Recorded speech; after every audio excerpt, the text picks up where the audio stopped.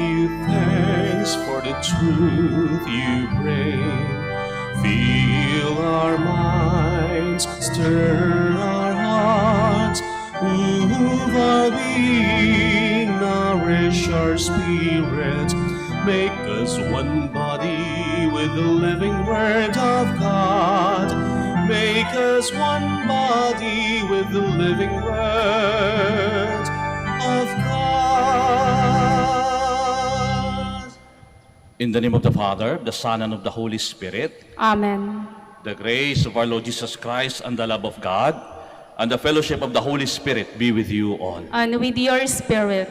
My dear brothers and sisters, let us acknowledge our sins and to prepare ourselves to celebrate the sacred mysteries. I confess To Almighty God, and to you, my brothers and sisters, that I have greatly sinned in my thoughts and in my words, in what I have done and in what I have failed to do, through my fault, through my most grievous fault. Therefore I ask the Blessed Mary, ever Virgin, all the angels and saints, and you, my brothers and sisters, to pray for me to the Lord our God. May Almighty God have mercy on us, forgive us our sins, and bring us to everlasting life. Amen.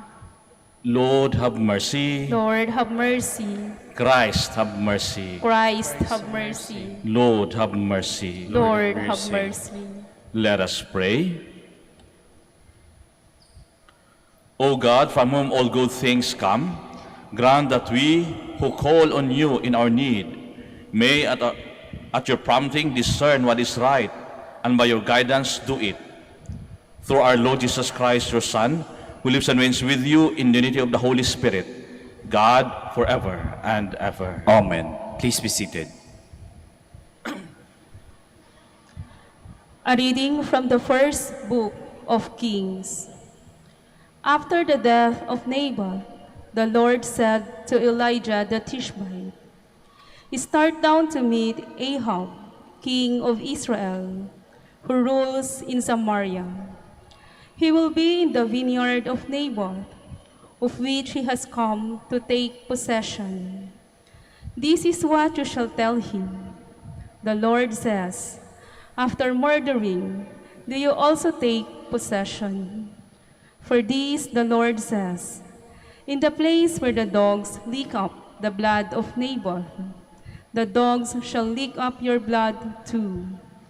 Ahab said to Elijah, "Have you found me out, my enemy?" "Yes," he answered, "because you have given up yourself to doing evil in the Lord's sight. I am bringing evil upon you.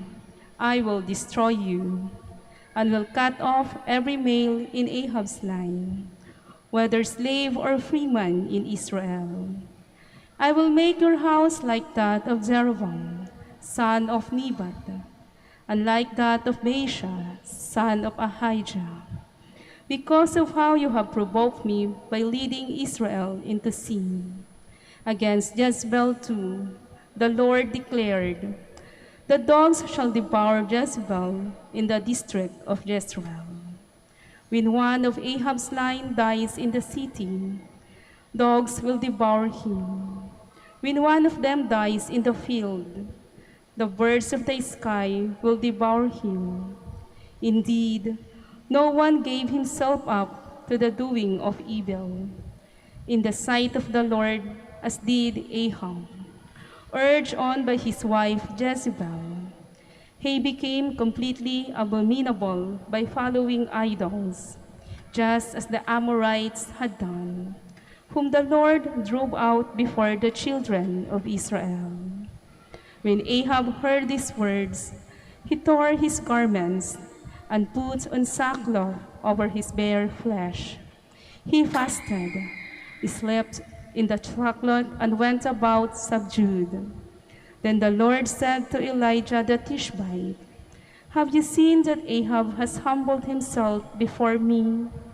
Since he has humbled himself before me, I will not bring the evil in his time. I will bring the evil upon his house during the reign of his son." The word of the Lord. Thanks be to God. Be merciful, O Lord, for we have sinned. Be merciful, O Lord, for we have sinned. Have mercy on me, O God, in your goodness. In the greatness of your compassion, wipe out my offense. Thoroughly wash me from my guilt, and of my sin cleanse me. Be merciful, O Lord, for we have sinned. For I acknowledge my offense, and my sin is before me always. Against you only have I sinned, and done what is evil in your sight. Be merciful, O Lord, for we have sinned. Turn away your face from my sins, and blot out all my guilt. Free me from the blood guilt, O God, my saving God. Then my tongue shall reveal in your justice. Be merciful, O Lord, for we have sinned. Please stand.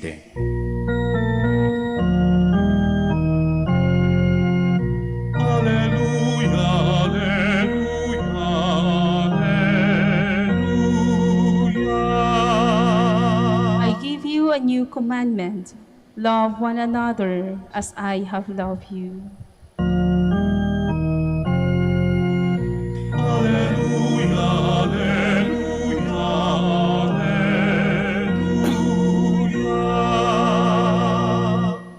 The Lord be with you. And with your spirit. A reading from the Holy Gospel according to Matthew. Glory to you, O Lord.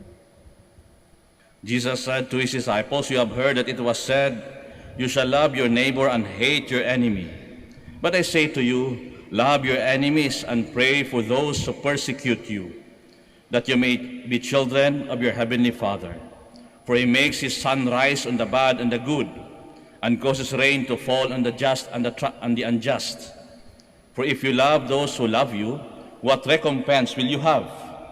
Do not tax collectors do the same? And if you greet your brothers only, what is unusual about that? Do not the pagans do the same? So be perfect, just as your heavenly Father is perfect." My dear brothers and sisters, the Gospel of the Lord. Praise to you, Lord Jesus Christ. Please be seated. Magandang umaga po sa inyong lahat at welcome po sa Minor Basilica ng Our Lady of the Rosary of Manaoag. Good morning po. Mahalin ang iyong kaaway. Sigurado ka? Siguro kapag ka narinig nyo ito, para bang mahirap. Pero, that is our identity. Hindi ka pwedeng tawagin na Kristiyano kapag ikaw po hindi marunong magpatawad at magmahal ng iyong kaaway. Actually, kung titingnan natin ang Ebanghelyong binasa natin, we are just to mirror our Father. Kumbaga, we just imitate Jesus Christ. Kung titingnan natin, we imitate Him sa pinanggagawa niya o yung ginawa sa Kanya. Kung mapapansin ninyo, sa crucifixion, ang Diyos nakabayubay sa krus. At anong sinabi niya?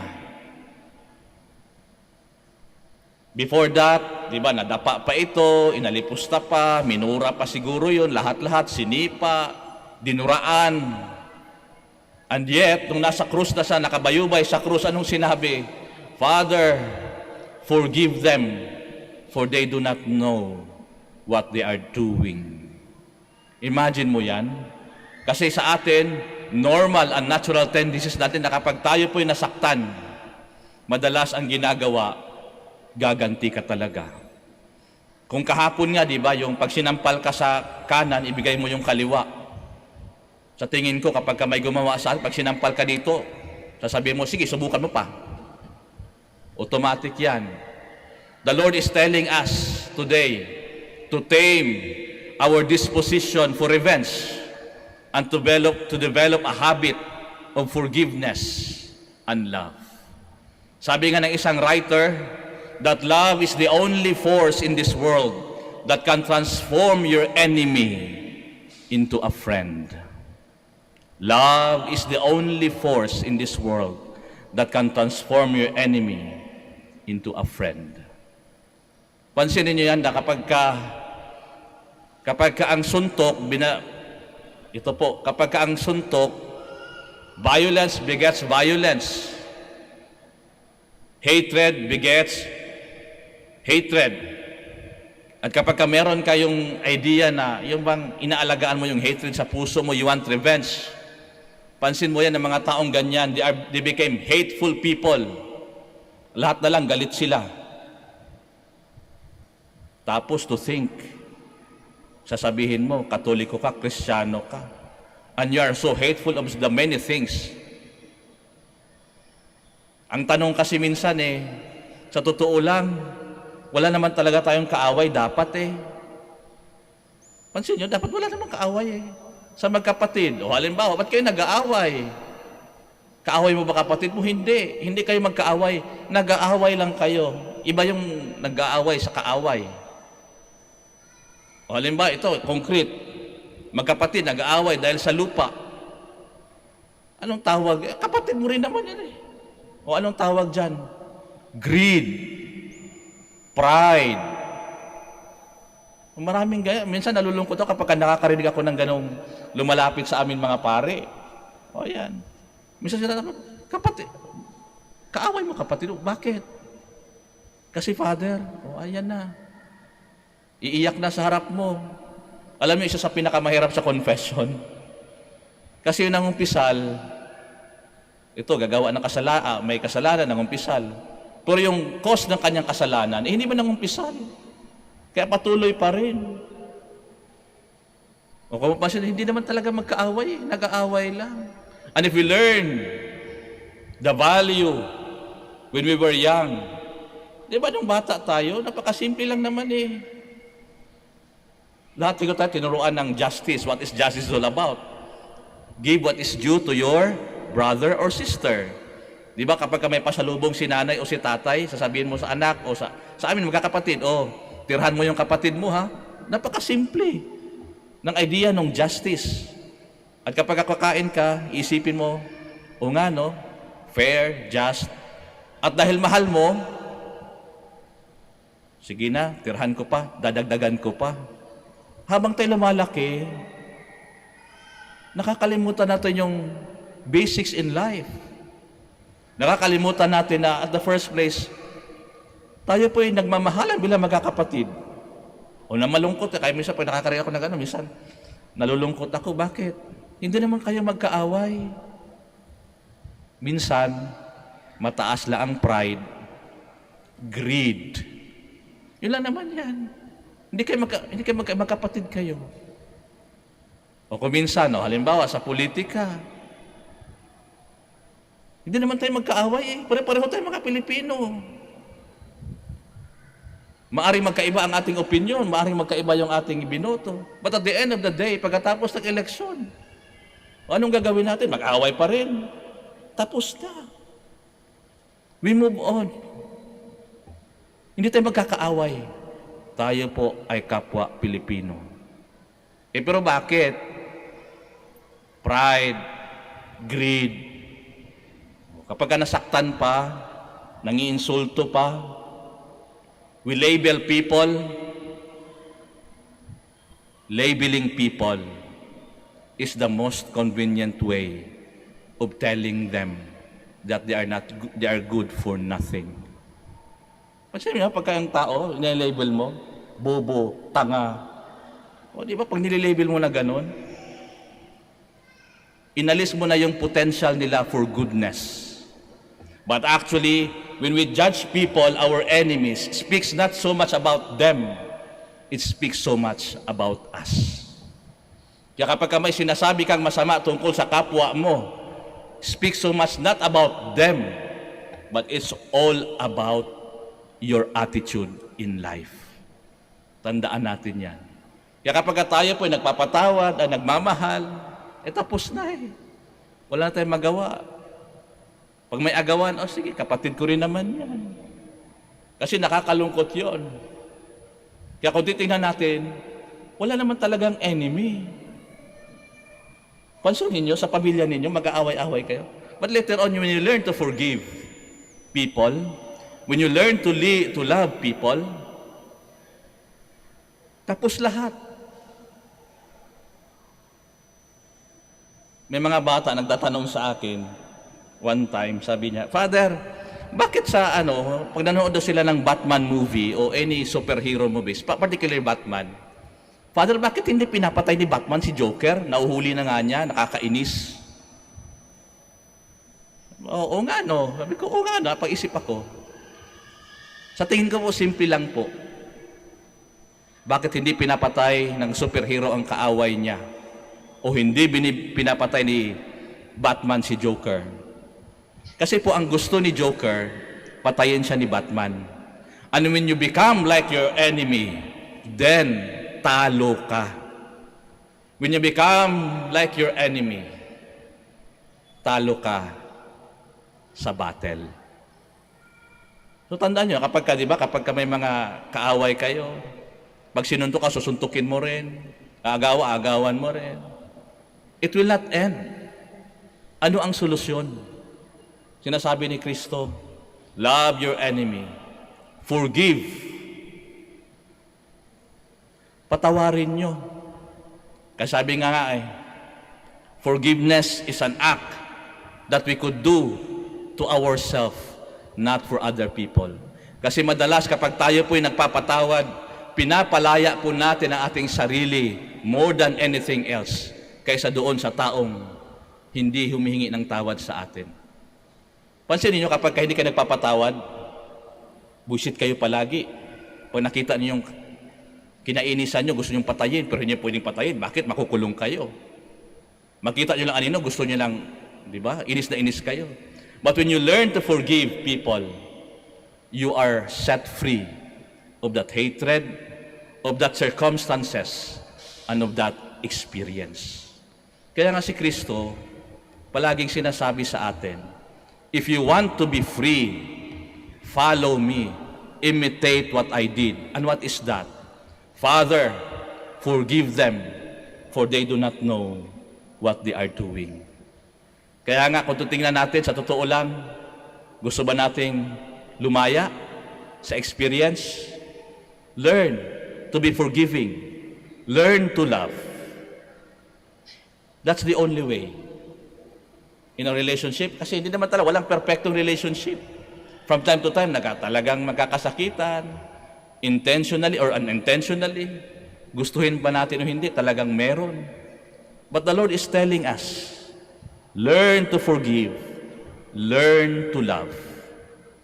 Because that is the only way to free ourselves of our enemies. Because sometimes, the most difficult enemy that we have in life is our very own pride, our very own greed. Kaya tandaan po natin, forgiveness sets us free. And remember this, that love is the only force of nature that can transform our enemy into a friend. Marami ba kayong kaaway? Kayo lang makakasagot niyan. Forgive and love. Let us all stand. We now turn to God the Father for the help that we need to follow the example of Jesus, who tells us that we are to love our enemies. For every petition we shall answer, Lord, hear our prayer. Lord, hear our prayer. That the leaders of the Church may give witness to the people in the ways of pardon, love, and forgiveness, and so reflect God's holiness to the world. Let us pray to the Lord. Lord, hear our prayer. That those who are angry and bitter with their neighbors may realize that giving in to feelings of resentment and hatred only separates them from God. Let us pray to the Lord. Lord, hear our prayer. That families that are divided and torn apart because of indifference toward one another may discover their former closeness and warmth. Let us pray to the Lord. Lord, hear our prayer. That the sick may attain the peace of mind which grows from appreciating their special role in joining Christ in His suffering. Let us pray to the Lord. Lord, hear our prayer. That the dead may share in the peace and happiness of God's kingdom. Let us pray to the Lord. Lord, hear our prayer. In the silence of our hearts, we also pray for our personal intentions, and we also pray for the safety of all those who are traveling today. Let us pray to the Lord. Lord, hear our prayer. God our Father, you know what is good for us. Rid our hearts of all bitterness and bless our efforts to love all people. We make our prayer through Christ our Lord. Amen. Please be seated.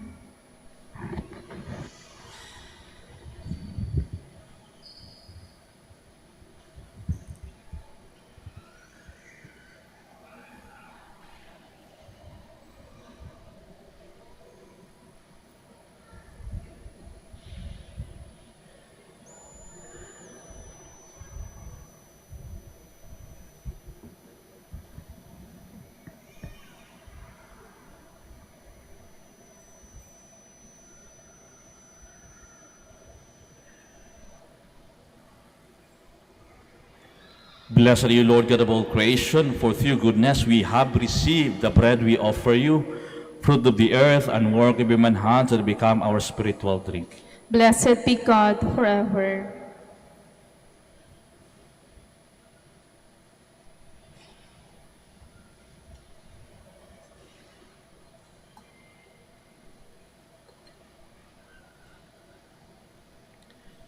Blessed are you, Lord God of all creation, for through goodness we have received the wine we offer you, fruit of the vine and work of human hands that become our spiritual drink. Blessed be God forever.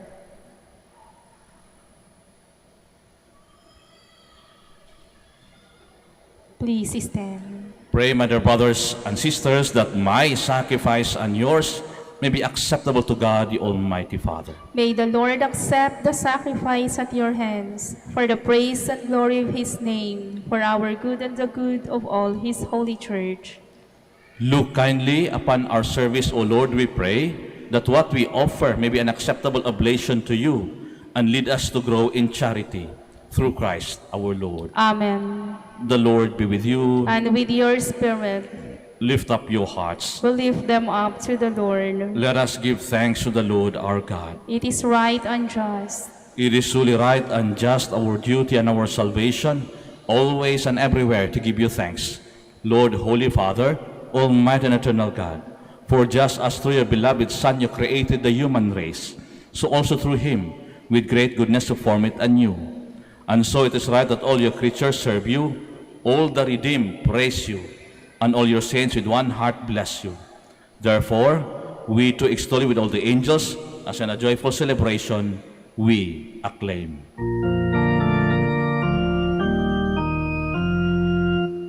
Holy, holy, holy, Lord God of hosts. Heaven and earth are full of your glory.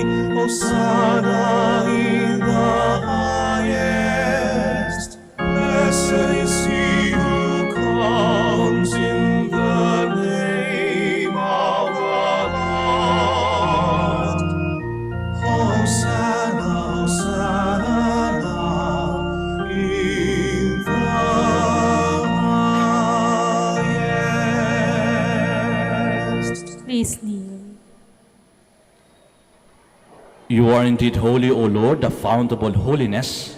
Make holy, therefore, these gifts, we pray, by sending down your Spirit upon them like the dew fall, so that they may become for us the body and blood of our Lord Jesus Christ.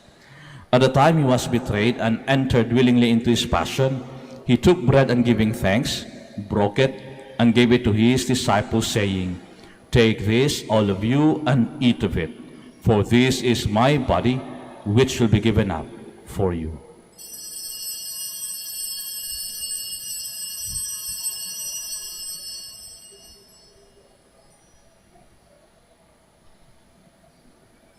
In a similar way, when supper was ended, he took the chalice, and once more giving thanks, he gave it to his disciples, saying, Take this, all of you, and drink from it, for this is the chalice of my blood, the blood of the new and eternal covenant, which shall be poured out for you and for many, for the forgiveness of sins. Do this in memory of me.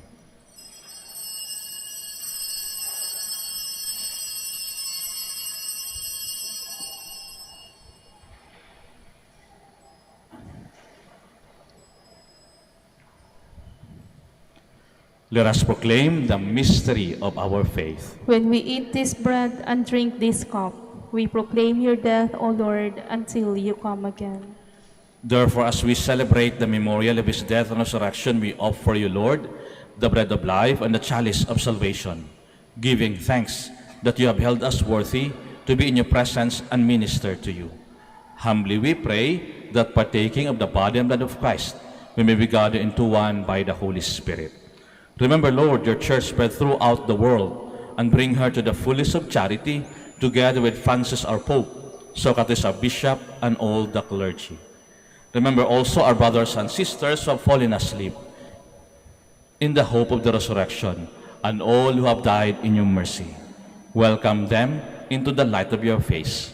Have mercy on us all, we pray, that the Blessed Virgin Mary, Mother of God, with the blessed apostles and all the saints who have pleased you throughout the ages, we merit to be co-heirs to eternal life, and may praise and glorify you through your Son, Jesus Christ.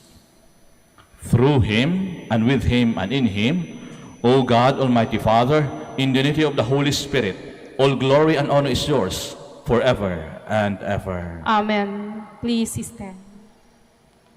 At the Savior's command and formed by divine teaching, we dare to say,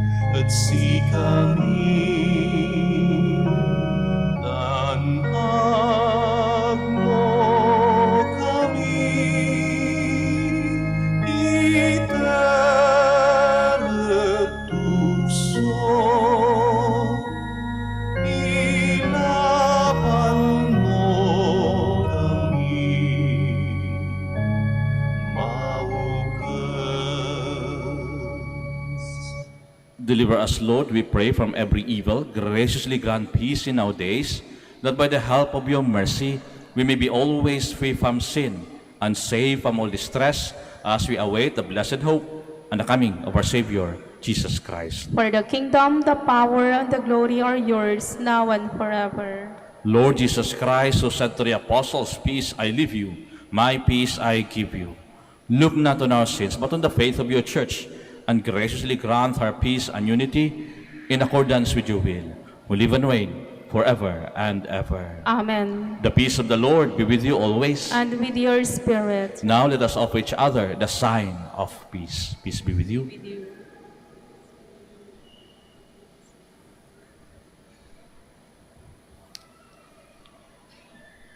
Lamb of God, You take away the sins of the world, have mercy on us. Lamb of God, you take away the sins of the world, have mercy on us. Lamb of God, you take away the sins of the world, grant us peace. Please kneel.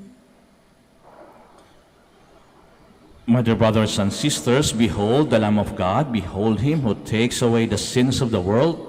Blessed are those called to the supper of the Lamb. Lord, I am not worthy that you should enter under my roof, but only say the word, and my soul shall be healed.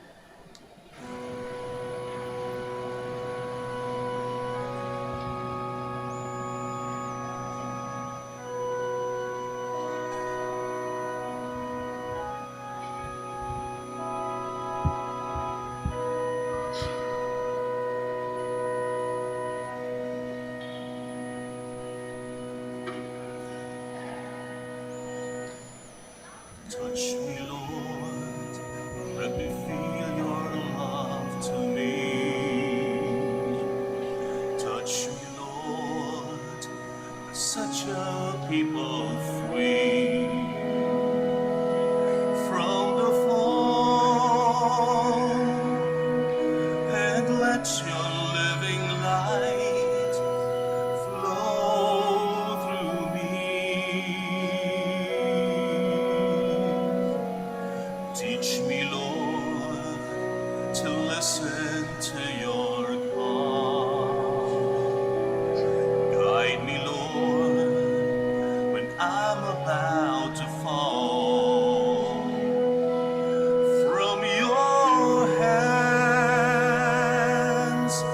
touch me, Lord, and make me a part of you.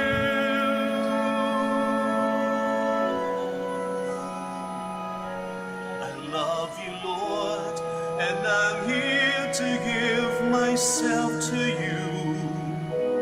Touch me, Lord, and lead me by your hand. I need you, Lord, to guide me by the power of your light. Teach me, Lord, and keep me by your side.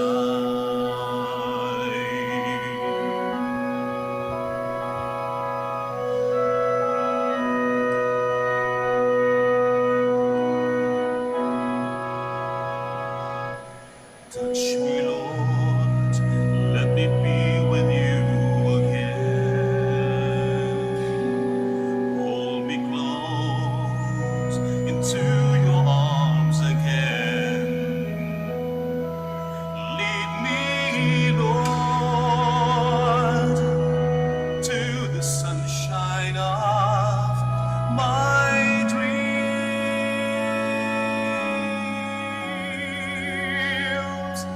I love you, Lord, and I'm here to give myself to you. Touch me, Lord, and lead me by your hand. I need you, Lord, to guide me by the power of your light. Teach me, Lord, and keep me by your side.